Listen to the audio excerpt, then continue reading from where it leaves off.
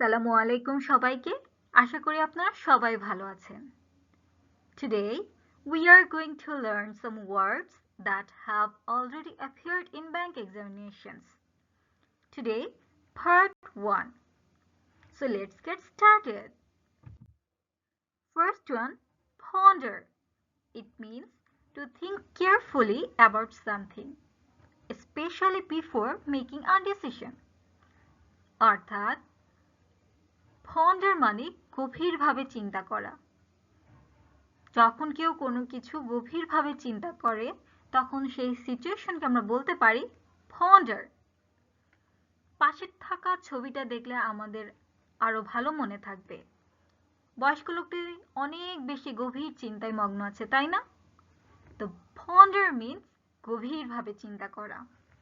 Synonym হিসেবে আমরা ব্যবহার করতে পারি contemplate, reflect, consider, meditate। Example হিসেবে বলতে পারি she sat by the river to ponder her future। অর্থাৎ সে নদীর ধারে বসে তার ভবিষ্যৎ সম্পর্কে গভীরভাবে চিন্তা করছিল। Number 2, incipient. It means beginning to happen or develop। অর্থাৎ প্রাথমিক স্তরে থাকা বা সূচনামূলক।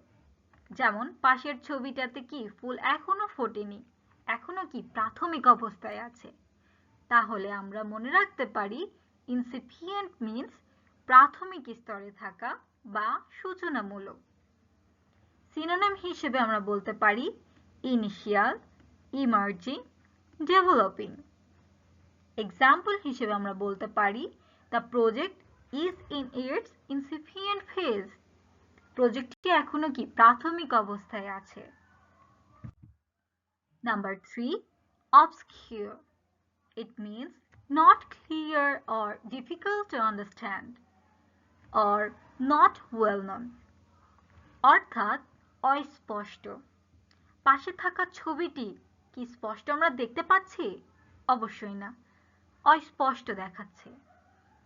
অর্থাৎ obscure মানে অস্পষ্ট, যেটা আমরা সহজে বুঝতে পারি না। সিনোনিম হিসেবে আমরা ব্যবহার করতে পারি vague, unclear, hidden। So example হিসেবে বলতে পারি the sign was obscure so we got lost। সাইনটি অস্পষ্ট থাকায় কি আমরা হারিয়ে গিয়েছিলাম। Number 4, suffrage. It means the right to vote। অর্থাৎ ভোটাধিকার বা নির্বাচনী অধিকার। আগেকার সময়ে নারীদের ভোটের অধিকার ছিল না, তো তারা অনেক কষ্ট করে লড়াই করে তাদের ভোটের অধিকারটা নিশ্চিত করে। সিনোনিম হিসেবে আমরা বলতে পারি ফ্র্যাঞ্চাইজ, ভোটিং রাইটস। আমরা এই ছবিটা দিয়ে কিন্তু মনে রাখতে পারি সাফ্রেজ মানে রাইট টু ভোট। এক্সাম্পল হিসেবে বলতে পারি women gained suffrage after years of struggle। Number 5, skedaddle. It means to run away quickly, to escape suddenly। অর্থাৎ পালিয়ে যাওয়া, দ্রুত চলে যাওয়া। আমরা যখন কোনো অকওয়ার্ড সিচুয়েশনে পড়ি আমরা কি চাই? দ্রুত পালিয়ে যেতে চাই, দ্রুত চলে যেতে চাই সেই স্থান থেকে, তাই না? তো আমরা স্ক্যাডেডল মানে বলতে পারি পালিয়ে যাওয়া বা দ্রুত চলে যাওয়া। স্ক্যাডেডল ওয়ার্ডটা ইনফর্মালি ব্যবহার করা হয় সাধারণত। সিনোনিম হিসেবে ব্যবহার করতে পারি ফ্লি, এসকেপ, ড্যাশ, বোলস।